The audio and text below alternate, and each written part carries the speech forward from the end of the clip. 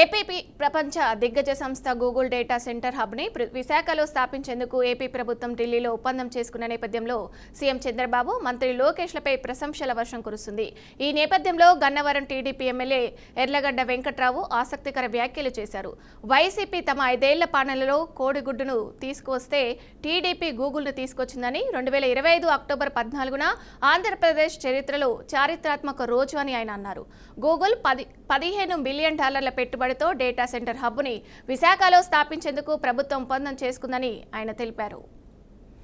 ప్రపంచంలో 4వ biggest company in profit ఎన్విడియాని వీటిని కూడా దాటేసి గూగుల్ ముందుకెళ్ళిన పరిస్థితి. ఈ గూగుల్ డేటా సెంటర్ పెట్టినాక ఏ హబ్ కూడా వచ్చే పరిస్థితి, మాజీ ఐటీ మంత్రి గారు కోడిగుడ్ల గురించి చెప్పే పరిస్థితి, లేకపోతే ఒక ఆయన బియ్యం గురించి, ఇంకొక ఆయన గంట అరగంట గురించి, ఇంకొక ఆయన మరో ఆయన ఇంకోటి, లేకపోతే శాండు, ఇలాంటి గోల్ తప్ప రాష్ట్రానికి ప్రయోజనం కలుగుతుందనే వాస్తవాన్ని విస్మరించి గూగుల్ కంపెనీ రాకని మీరు వ్యతిరేకిస్తున్నారా స్వాగతిస్తున్నారా ఒకే మొక్కలో చెప్పండి. మీరు అవసరం అయితే గూగుల్ చేయండి.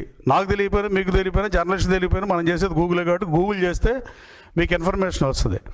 గూగుల్ మీద కక్షతో ఉంటే దానికి మనం ఏం చేయలేం. కానీ ఆ రోజు నారా లోకేష్ గారు కూడా లాస్ట్ ఇయర్ అక్టోబర్ 31న కాలిఫోర్నియాలో గూగుల్ కంపెనీకి వెళ్ళి ఆ ఈవినింగ్ అట్లాంటాలో ఎన్టీ రామారావు విగ్రహాన్ని అన్వీల్ చేయడానికి వచ్చిన పరిస్థితి. ఆ రోజున 11 రోజుల్లో 10 రోజులు కాదు 11 రోజులు కంపెనీలు తీసుకొచ్చే లక్ష్యంగా పనిచేశారు.